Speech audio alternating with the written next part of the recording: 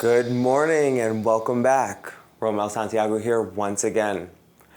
So, almost 100% of my clients in my private practice have what I call the feelings thermometer. For a quick glimpse, you may have seen it on our YouTube channel. If you've seen the YouTube channel, you may have seen a quick glimpse of me explaining what the feelings thermometer is. But let me go over a few things. First, this is going to be super important, and I'll tell you why. First, we need to know our own emotional state before engaging in any conversation. It is impossible to go from 0 to 10 in the snap of a finger. Chances are you're already escalated and hitting the temperature danger zone and don't even know it.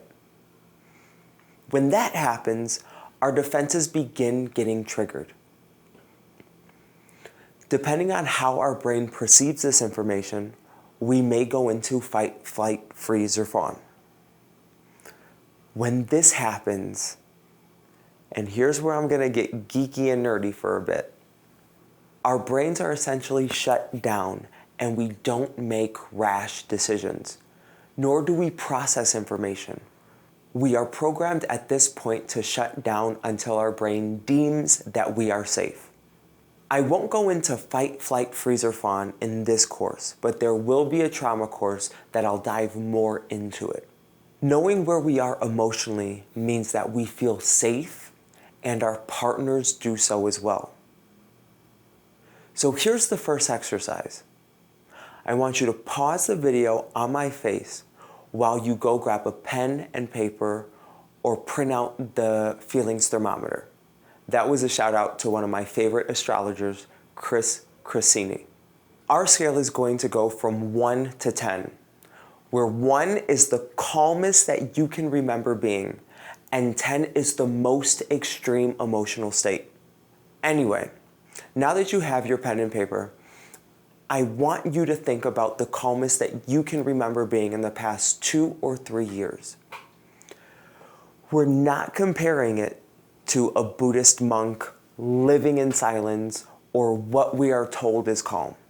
For me, calm is sitting on my balcony at night with a glass of whiskey and a cigar.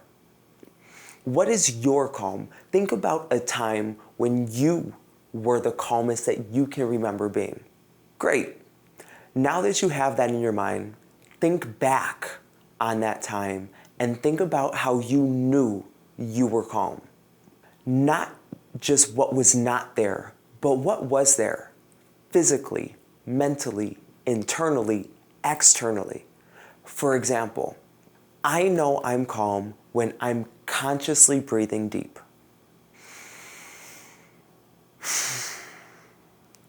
My thoughts are slower. Energetically, I know I'm connected to the universe. My feet are still and not fidgeting.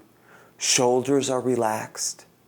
Notice how all of these are how I know I'm calm by what is there. When my jaw is not clenched, I'm not getting up. I'm not keeping busy. My hands are not fidgeting. My stomach is not upset. Notice that all of these are how I know I'm calm by what is not there. Take some time and pause on my face again and complete this step. Did you catch that? Now I want you to circle all of the ways that are visible to other people. For example, if you were to see me at my calmest, you would know because I've listed out, I'm breathing deeply, my feet are still, my hands are not fidgeting, I'm sitting and not getting up, my shoulders are relaxed. Now, underline all of the ways that are internal that others cannot see. For example, my thoughts are slower. I'm energetically connected. My stomach is not upset. It does not and should not be perfect. This is just version 1.0. It's going to need some more work, and it's going to need practice and revision, but it should not be perfect. It's just a starting point. This is where we're going to begin. Great. Now that you've done your 1, from a 1, we go to the other extreme, a 10. Ask yourself those questions again. And remember, a 10 is an extreme emotional state. Since 10 can be anger, sadness, fear, anxiety, etc., think about several situations where you were at a 10, not just anger. For me, anger was the day I filed for divorce. Sad was the day my best friend and my nephew passed away. Anxiety is anytime I go into a nightclub past midnight or a super crowded event like the Pride Parade. So think about your 10s. Now, chances are your body or your brain or your emotions are beginning to increase. Take note of that because it is normal. Take a deep breath in for the count of 5. 1, 2, 3, 4, 5. Hold. 1, 2, 3, 4, 5. Exhale. 1, 2, 3, 4, 5. Hold. 1, 2, 3, 4, 5. Inhale. 1, 2, 3, 4, 5. Hold. 1, 2, 3, 4, 5. Exhale.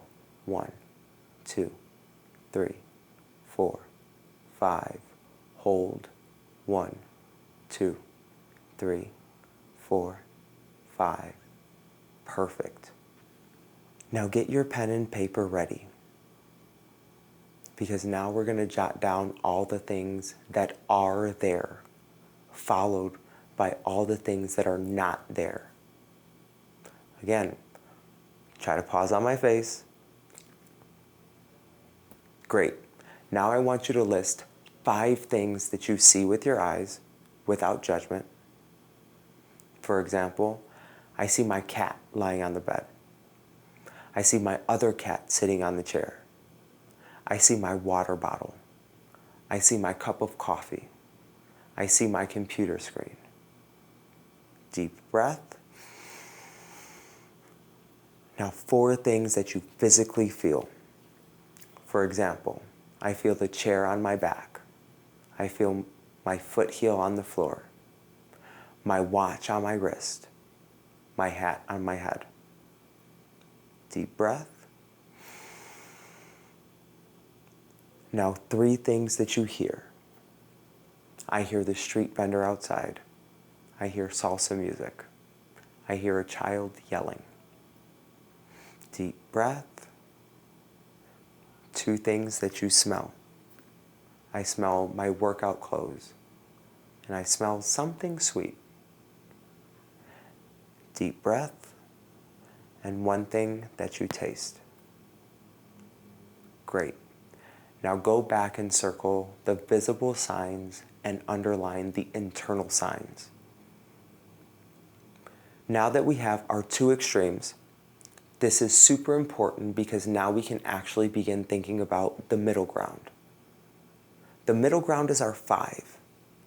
Not the number we find ourselves at on a day-to-day basis, but the 5 is what is a middle point. By now you know the drill. Get your pen and paper ready. Jot down all the things that are there, followed by all the things that are not there. Pause on my face and get ready to write. Great. How many times have you caught my face? Be honest. Okay. Looks like the next part is going to be a bit more difficult.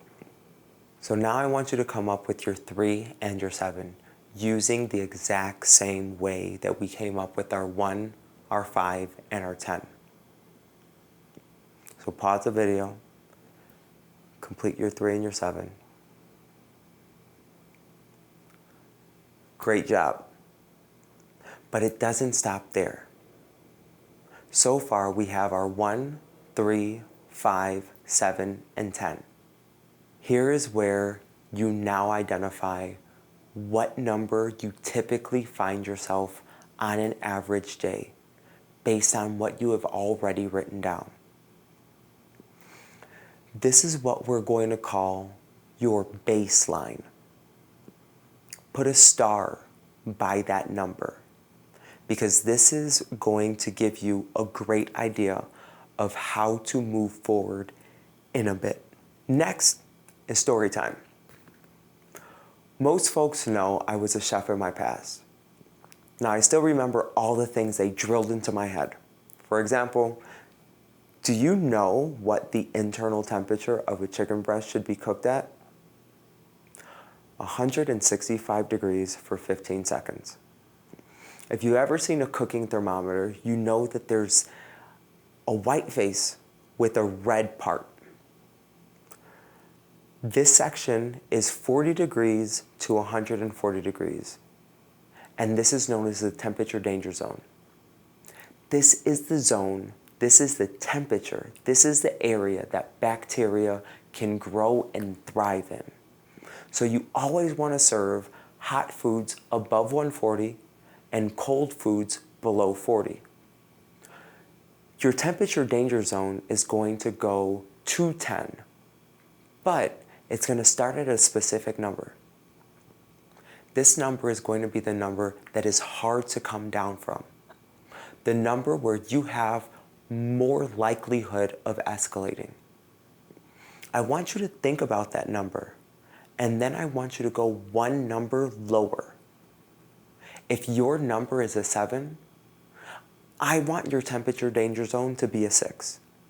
If your number is an 8, start your temperature danger zone at a 7.